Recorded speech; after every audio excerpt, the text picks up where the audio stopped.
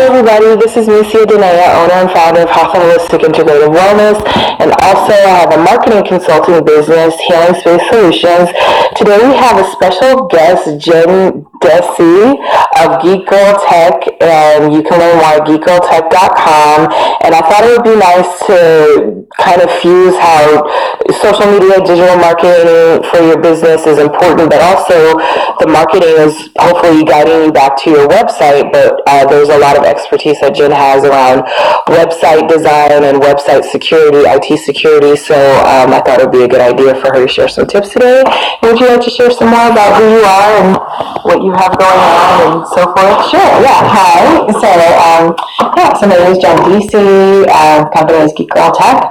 So we do IT support and IT security for small business. And a lot of times that means that we are kind of like the go-to tech support, website support, and security for small businesses. We're mostly in the Bay Area, but we have some clients outside the Bay Area as well. Great. So I know for small, medium businesses, when they're getting started, they may not have a website, but like when they're getting to the point where they're like, oh, wow, I need a website. You know, what platform should I use? Are there like safer platforms to use so I know I have Weebly because Hack the Hood did my website, but do you feel like do you ever plug certain platforms more than the other? I know a lot of people use WordPress and a lot of people. Yeah, I think WordPress is really, really, really popular, partly because you do get some additional security options that you don't necessarily get with some of the other platforms. Squarespace, they take care of the security for you, I guess, because it's their, they have like a proprietary platform, right? So they build this thing and they're also in charge of securing this thing that they've built, whereas WordPress is open source. It's free. And so for people who use WordPress, you definitely want to take advantage of some tools that are out there to secure the site. And then for people who are developing their own site or their own web platform, there's also tools that you can use to secure those as well. And we can definitely talk more about all of those. Yeah. I just remember actually James was one of the first people, James Jordan of James Jordan Marketing. He's one of the first people I interviewed. We talked a lot about, he does a lot of SEO, search engine optimization for business owners. And I remember he told me last year his website got hacked and he had to, spend like a week or so kind of dealing with that. So like, what are things that people can do to prevent being in that type of situation? Yeah, absolutely. So I think since most people that I work with tend to work with WordPress, I can definitely give you some advice. We can talk about that. Okay. So I think one of the first things you can do with WordPress or with whatever website you're running is to make sure that you have all of the available updates. Right? So just like your computer has all those software updates, your website has updates and you have to make sure that those updates are applied. So if you're running WordPress, that means making sure you're on the latest WordPress version. And then if you have plugins, which everyone has plugins, you want to make sure that those plugins are current too. Yeah. Good to know. Thank you. Yeah. I think that's what draws people to WordPress, all the plugins, right? Because, it's great because you can start with a basic website and then add in like little bits and pieces of functionality, and it's super affordable to do that. It makes it really configurable. On WordPress, there's also a couple of plugins that are focused on security. So, for example, there's a plugin called WordFence. And WordFence will actually look for vulnerabilities in WordPress and also in your plugins. It'll let you know. It can also act as a little bit of a firewall. So it can block hacking attempts and things like that and really help you protect your WordPress website. So that's so WordFence is one. Another tool that we've been big fans of, although they just got purchased by GoDaddy, so I know I've heard people say critique GoDaddy. I'm not a huge fan of GoDaddy personally. I don't want to bash them, but I think it's a bummer. I find it a bummer when you have like a really great small company and then they get gobbled up by this like behemoth, right? But the company is called Manage WP, and they're really affordable and allows you to keep an eye on your website, or if you have multiple websites, it's really great for that because it allows you to see all of the updates on across all of your websites, and it also helps you to do backups. which is really important. Oh, great.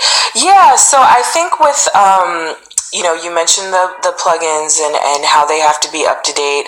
And then also, I think there's also been a lot of conversation about Facebook, and I feel like every newsletter that I'm subscribed to a lot of them. I have to probably change that and go through and unsubscribe.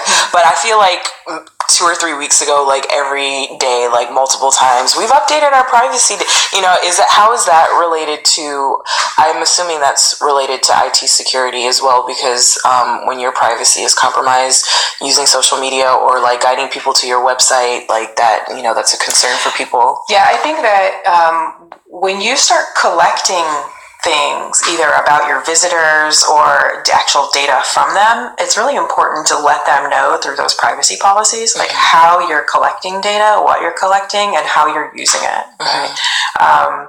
So in Facebook's instance, they've been all over the news the last couple of years about different ways in which we're finding out how they were using our information and not necessarily telling us, right? So so I think they've been working to continually update their privacy policy and their page so that they can say that we're more informed about how they're using it, even though those privacy pages are really written by lawyers and written in legalese. They're really not meant for average people like you and me to understand. So it's really it's just their legal covering their butts, really, right?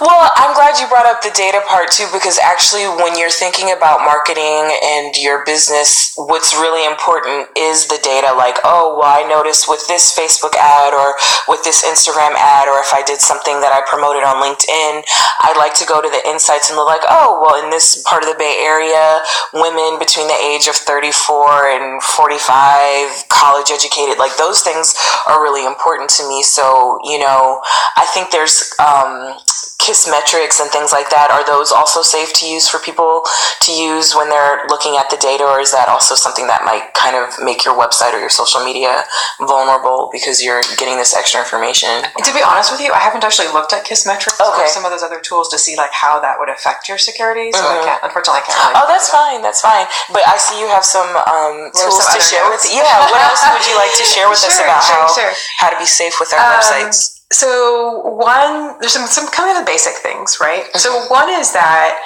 you want to make sure that your website is running on SSL. So, when you're on a web page, you can either go to an HTTP : / or you might see the HTTPS. The S means that it's encrypted and that the traffic between your computer and that website is encrypted.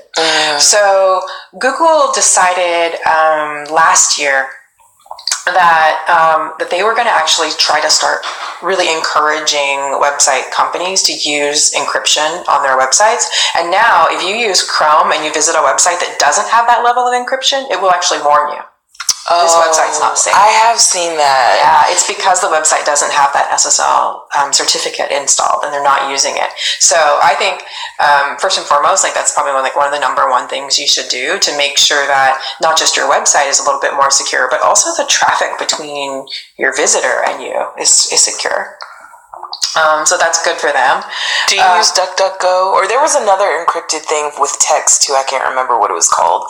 But I downloaded that for a while, but I never really used it a lot because not a lot of my friends were on it. But some people are like...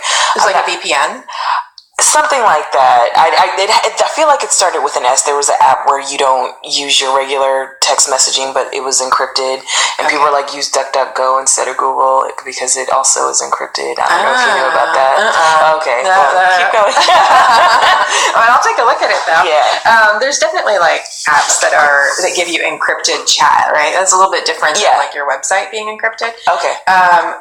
A lot of web providers, the hosts of websites, will give you a certificate, SSL certificate for free now. Okay. And there's another company, if your host doesn't give you a free certificate, that will. That company is called Let's Encrypt. So if you go to that website, you can actually go through them and get a free SSL certificate for your website. So that's pretty cool. That's good information. Yeah. You want to make sure if you're using WordPress or even within Weebly that you have all of those configuration options configured as much as possible to be secure. Okay. Right. So if the tool allows you to tweak things, like WordPress, there's a lot of different settings that you can set. There's a plugin for WordPress that allows you to do two-factor authentication. Right. There's another one that allows. I'm nodding like I know what you that noted. is. I don't. So two-factor authentication is. I'm sorry. So it's okay. A lot of people may not know what that is, but two-factor is like when you have a password and then. You know how sometimes you get like, oh, we're going to send you a text message and then you have to enter in this code? Mm-hmm. That's a two-factor. Gotcha. Right? Okay, thanks. So you can do that in WordPress. You can do it in Google. You can do it all over the place. So that's a good thing to do. Another thing is that you can use, in WordPress, you can use Google to log into your website. Okay. So it's putting your authentication through Google, and that's a nice thing to do and not super hard. You want to make sure, obviously, you're getting good backups. Mm-hmm. And then, for kind of like next level security, there's some things you can do. Like there's a company called Tinfoil, mm-hmm. and Tinfoil will actually scan your website and will find all the vulnerabilities in your website. That's awesome. And tell you what all the problems are. TENFOLD. Tinfoil, like a tinfoil. Oh, gotcha. So TIN. Okay. OIL security. Right. Thank you. And they offer a monthly subscription service. It's like I think it starts at $60 a month. It's a little pricey. It's a good investment. Yeah, it's kind of like I said. It's kind of like that next step up from the free tools. Mm-hmm. There's another. That's a really good program for finding problems, and then you have to fix them. Right? Mm-hmm. There's another company called Securi, SECURI, mm-hmm. and you can actually use them to block malware, and they claim to protect you from hacking. Great. And if your website ever becomes compromised with malware or is hacked, they will help you clean it up. That's great. And help you recover from it. And so that starts at a couple $100s a year. Mm-hmm. So it's not super expensive, but definitely not free. I will say I'm in a fundraising group with Jenn, and so when you're looking at your numbers and your projections, maybe you'll look into having these things as in your line items for your budget, because it's probably worth the investment to have these things for your website. Definitely. To just like confirm that it's like as safe as possible. Yeah, absolutely. And I think it really depends on like what you're building. Mm-hmm. Right? So for someone who's using their website as kind of like a brochure for their business, but not really doing a lot of traffic on it or a lot of like activity, your security needs may not be quite as intense as somebody who, for example, is building a new collaboration platform, right? Mm-hmm. Or a website where there's going to be money exchanged, or like if you're building an e-commerce site, like obviously like you have to like definitely step it up when it comes to security. And speaking of step it up, I have like a couple of other things for people who are like really, really wanting to make sure like they are really security conscious. So like, for example, if you're taking credit cards over your website, or if you're collecting like any other sort of sensitive data, security is almost a must, I would say. But then the next thing beyond that would be to look at something like Cloudflare. Mm-hmm. Cloudflare puts a web, it's called a web application firewall. So they're really working to protect your website from hackers all over the world. And they also offer services that allow you to speed up the delivery of your website all over the world. That's awesome. So it's kind of like a security plus delivery optimization platform. And then you can also do, if you're handling really sensitive data, you can do vulnerability scans. PCI is something, if you're collecting credit cards, is something that you have to think about. There's a company called Qualys. It's QUALYS. Mm-hmm. And Qualys does what they call like a PCI scan, which is basically like making sure your website complies with that so that the credit card companies have a sense that you're taking care of your website. Okay. Yeah, otherwise, if you don't do those scans, you could lose your rights to actually take credit cards. Oh, wow. Yeah. Okay. Yeah. Okay. So they're really trying to like make sure that companies who take credit cards from others are doing their due diligence to make sure things are secure. And then the very last thing I have is for companies that are really concerned about security and wanting to make sure their websites are safe, would be to use an outside, like third party, to review the website. to review. Like if you have developers who are developing your site, they can review the code and look for problems in the code. And then they can also do what's called like a penetration test or a pen test. So you're basically paying good hackers to try to hack into your website. Right? So they will just hammer at your website, look for all the problems and the vulnerabilities, and come back with reports and let you know, like, here's all the problems that we found. That sounds fantastic. Okay, so you know what? When I was at your house, you said there was also. Did you already mention this? There's a password app where you can. Do you remember what that was? The password manager. Did you mention that already? I didn't. Oh, okay. Yeah. Would you mind sharing that? Sure. Yeah. No. I think that day we were talking about LastPass. Okay. Right. And that's a tool that I often will recommend to people to manage their passwords so that you can make sure you have really strong passwords, which is really, really important. So if you use LastPass or a tool like LastPass to create really strong passwords, then the likelihood of that password being compromised by hackers is significantly less. That's great. Well, thanks everybody for joining us.